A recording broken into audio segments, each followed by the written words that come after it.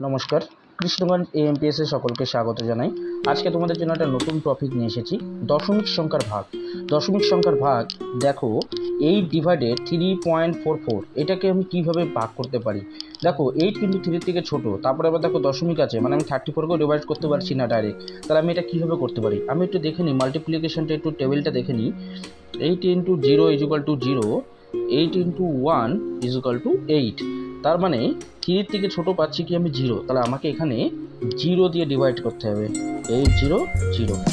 দেখো 3 থেকে 0 মাইনাস করলে হয় 3। এবার দেখো পয়েন্ট, এই পয়েন্টটা কিন্তু এবার আমি উঠিয়ে মাথায় দিয়ে দেবো।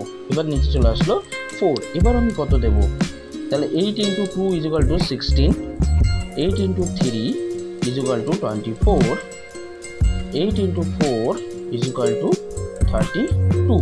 তাহলে দেখো 32 আমি এখানে দিতেই পারি। 8 ইন্টু 4 ইজ ইকুয়াল টু 32।